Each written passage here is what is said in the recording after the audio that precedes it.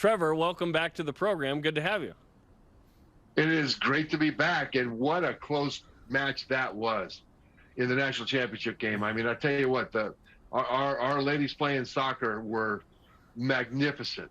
Just magnificent. You know, for a while, I thought I was watching a soccer match and a football game broke out. Because I tell you what, they were not backing down. I just love the way they play. Yeah, it got very physical there. It was crazy. Went to PKs. BYU ultimately lose, unfortunately, but the BYU women's soccer team made us all proud. What a tremendous season. It was very fun to watch. Okay, let's talk about the topic at hand, Trevor. A report that, Oregon's interested in interviewing Kalani. No report of Kalani interviewing with Oregon quite yet, but it's expected that, that would probably happen given how good BYU's been the last 2 years. What are your thoughts on that situation? Uh-oh. That's my thought, because Oregon could very well make a real play for Kalani Sitake, and I mean upwards of 5, 6 million, 7 million. I mean, they could really do it. There's a couple of reasons why they might make that kind of an offer. One of them is that Kalani Sitake is that good of a coach, and he's proven that over the last couple of years in unusual circumstances. Last year with COVID being the only team playing west of the Rockies and having to make things up as they went along. And they turned in one of the most remarkable seasons in the history of BYU football and one of the best coaching jobs. Then this year, with 7 Power 5 teams on the roster, with so many guys off to the NFL, including their quarterback, Zach Wilson, they turn in another one of the most remarkable coaching jobs and seasons in the history of BYU football. So Kalani Sitake has proven that he's worthy of any job. The other problem is that Mario Cristobal left Oregon very late in the process. I mean, there were a ton of big high-profile jobs, including a bunch of just regular profile jobs that were open. I mean, Florida, LSU, Notre Dame, Oklahoma, USC. And so coaches were moving around. But Miami took their time, and they delayed firing their head coach, and it took a while for Mario Cristobal to decide to leave Oregon. So now coaches have already moved. A lot of the best prospects have already signed. And the pool of available prospects, either people that, well, they're really coaches that you can pry away from their current job. And I don't think there's anyone that's better for Oregon than Kalani Sitake. So they might need to, Oregon, offer more to Coach Sitake just because of supply and demand, and that would make it pretty hard to turn down.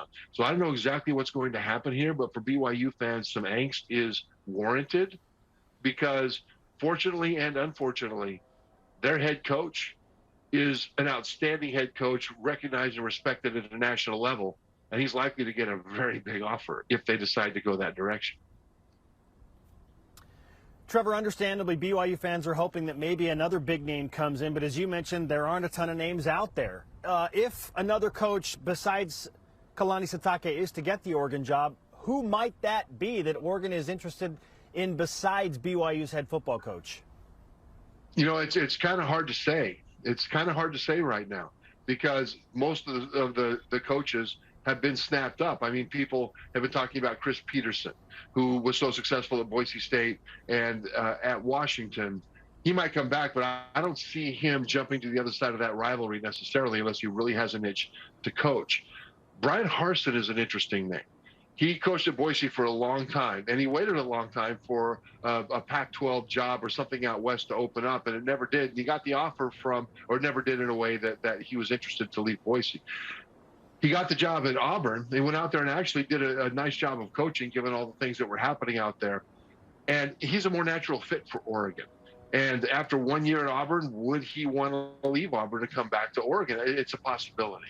So that's one of the things that could happen. Another thing that makes this kind of full of angst for BYU fans, though, is that when BYU gets to the Big 12 and they start getting a full share of Big 12 money, then the money will be there to pay at that level to compete with offers from places like Oregon. But that's not for a couple of years now. And so the question will be, what kind of offer can BYU make? What kind of promises can BYU make? Because once they get to the Big 12, football will be self-funding to the point that they'll be able to really ratchet up those offers. And keep in mind that we're just not talking about the head coach, we're talking about his staff as well. And so if Coach Sitake leaves, which he would be within his rights to do, he's got to take care of his family, then BYU will be in the same place that Oregon's in right now. who are they going to bring in this late in the process? And given that there's not that many people that qualify to be the head coach of BYU anyway, because of church issues, then that puts BYU kind of between a rock and a hard place. So, this is a really perilous time. Now, it's possible that Coach Sitake wants to put in the Lavelle plan, and he would like to stay at BYU and make a life in Provo. And I see that as a possibility too. But, Oregon, for BYU fans, they better hope they grab somebody like a Brian Harston to come in so that Coach Sitake isn't fully tempted. Temptation right now is not our friend. Talking to ESPN's Trevor Matich on BYU Sports Nation. It certainly is interesting, and the timing's interesting, like you mentioned as well, because early signing day is 8 days from now. BYU expects to sign a large crop of signees, and it's a really good class given how the season's gone, given the Big 12. So hopefully we figure this out soon. Tom Hummel said yesterday he's our coach. We want him for a long time. Good things are going to happen in the near future. To me, that says they're trying to do something with him, renegotiated contract or whatever. That's what that smells and sounds like. But, hey, you got to do it fast, right? Well, you at least need to give him a reason to be tempted to stay at BYU financially. Because, again, you can't blame coaches for going on to the next spot. I mean, Lincoln Riley left Oklahoma and went to USC, and there's reasons why he did it beyond the money. And there's always things that coaches are thinking about it. You can never blame a coach for doing what he feels is best for himself and his family. That's never a thing. But for BYU, the conversation is going to be a little bit different from others, because for others, it's just money talks. Money talks, and here's our facilities, and we'll upgrade them in this way to help you, and all these other things. But from a standpoint of what BYU can do right now, they'll be able to do a lot more in a couple of years. So the question is, how are those conversations going to go? The flip side of that, though, is if Coach Sitake decides to stay, then look at the national conversation, because right now the games are over, except for Army-Navy coming up, and the playoffs are set. The Heisman finalists are set. This is one of the big points of conversation nationally.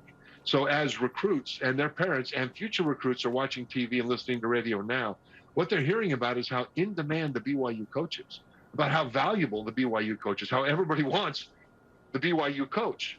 If he remains the BYU coach, when he walks into those living rooms and makes those phone calls down the road, he will have a much higher Q factor, a much higher celebrity factor, which helps BYU. So we'll see how all of this shakes out.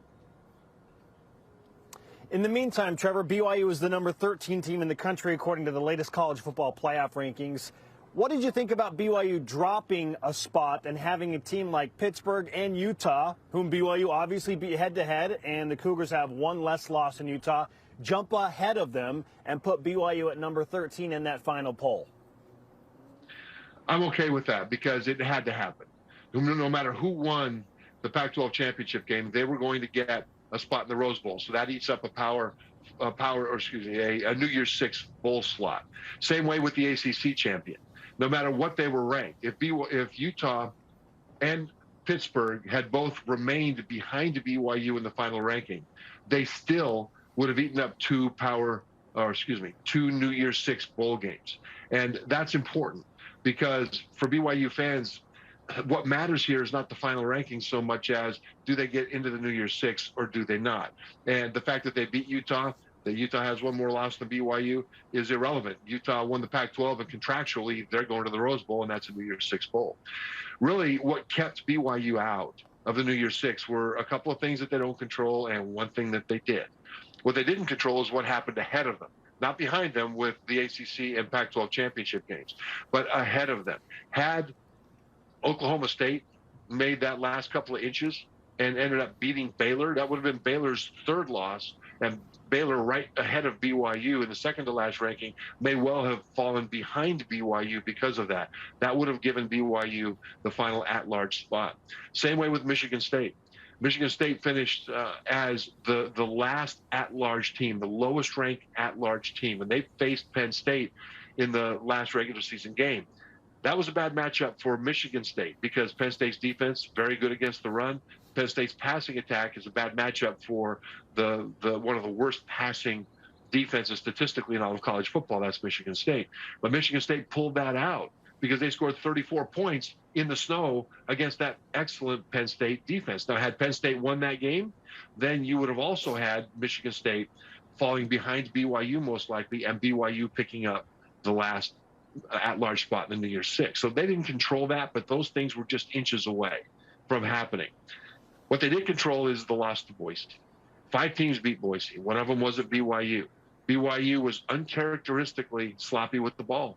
4 turnovers for the Cougars, none for Boise State, and that was the difference in that game. And so had BYU beat Boise, then they probably would have been in the New Year's Six anyway. So there's something that they controlled. And then a couple of things that still could have got them in that they didn't control, but just were literally inches away. And BYU's not in the New Year's Six bowl games. It was so close. It really was. Trevor, we appreciate the time. Best of luck with all the analysis you'll be providing. And we enjoy watching you on ESPN, of course, throughout the week. Great. Appreciate it, guys. Thank you.